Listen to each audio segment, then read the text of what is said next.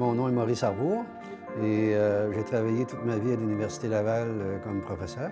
C'est un essai sur le Québec et j'ai écrit sur le colonialisme canadien et les colonisés que nous sommes, malheureusement.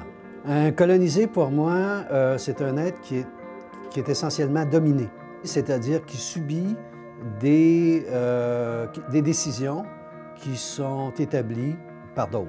Et dans le cas du Québec, bien sûr, c'est le Parlement fédéral qui regroupe la majorité canadienne représentée dans son Parlement.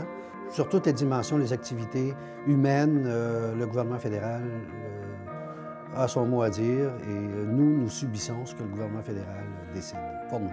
Et j'ai cherché à comprendre essentiellement pourquoi ce thème qui était si populaire dans les années 60 est complètement disparu de nos radars et plus personne ne parle des colonisés du Québec.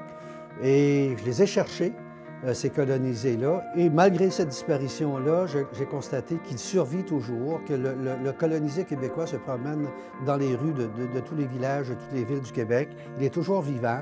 On entend souvent le mot du colonisé, du colonialisme canadien. Donc, j'ai suivi sa trace et je suis arrivé à la conclusion que ce discours-là était toujours d'une très grande actualité et qu'il fallait accepter sa condition d'être colonisé pour pouvoir se décoloniser, c'est-à-dire pour mener la lutte de libération nationale et pour faire l'indépendance. Il faut arrêter de parler de souveraineté. Souveraineté est la marque de l'État indépendant. Il n'y a aucun pays au monde qui ont fait des batailles de souveraineté. On fait des luttes pour l'indépendance et ensuite, une fois l'indépendance déclarée, on est souverain. Le Canada, pour moi, c'est un pays colonisateur. C'est un adversaire. Je n'utiliserai pas le terme ennemi, mais c'est un adversaire. Et non, ce ne sont pas des copains, ce ne sont pas mes copains. Ce ne sont pas des copains, ce sont des adversaires. Et moi, j'arrête de dire qu'il faut aimer les Canadiens, que ce sont des bons types. Lorsqu'on met en rapport les deux nations, la nation québécoise et la nation canadienne, c'est des rapports conflictuels, il n'y a pas de solution, il n'y a que des problèmes, et il va falloir à un moment donné appeler les choses par leur nom pour sortir de cette situation-là. J'ai essayé d'écrire le livre pour que tout le monde comprenne. Je me suis dépouillé de toutes les arguties, les argumentations légales, juridiques, difficiles à comprendre, pour essayer de garder un style tout à fait coulant, un style qui est à la portée de mon fils qui a 15 ans, le lit, le comprend très bien. Ma recherche, essentiellement, c'est démontrer qu'on est toujours colonisé et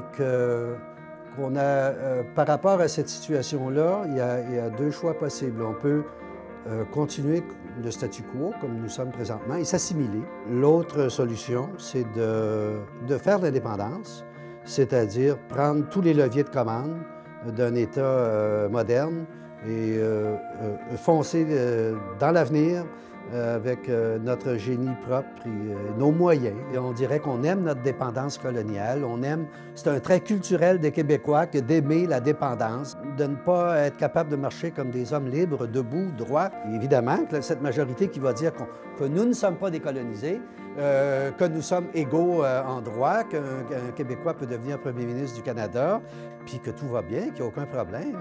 Et individuellement, moi, il n'y a pas un être plus libre que le Québécois.